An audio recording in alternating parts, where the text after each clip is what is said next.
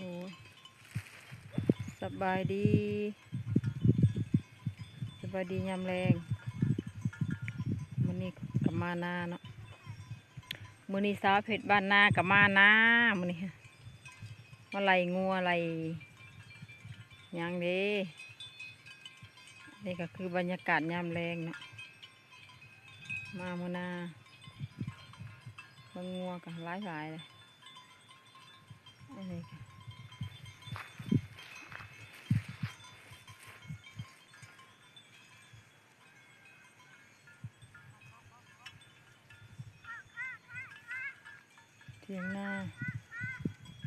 เถียงนา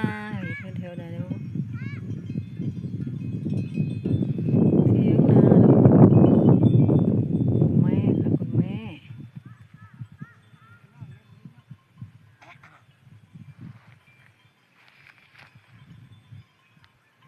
คือต้นกระบอกใหญ่จะเป็นหัวน้อยหนึ่งนะมีการตีงแหนงตีงนิดหน่อยจ้า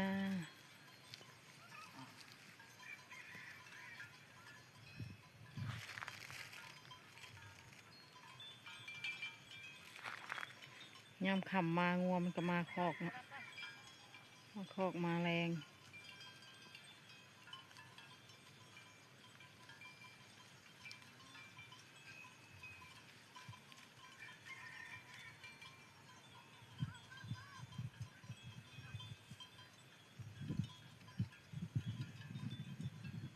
ยามแรงอยู่ให้อยู่หน้ากระคักก็ได้พี่น้อง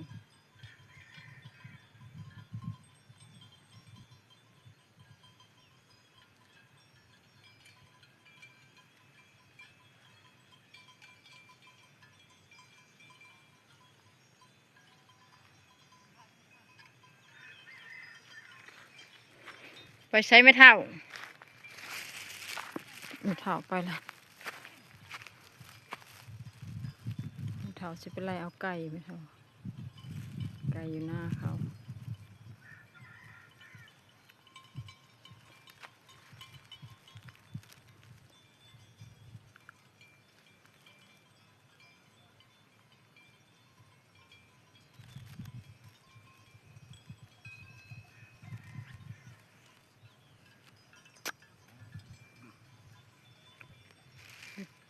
ช่วงหน้าก็มีงัวมีควาย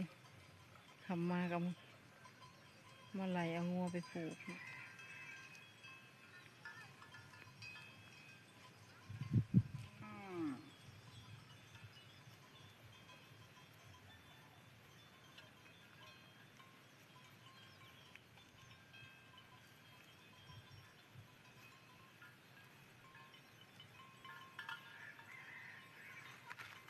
เด็กงัวตัวน้อยจะไปเลย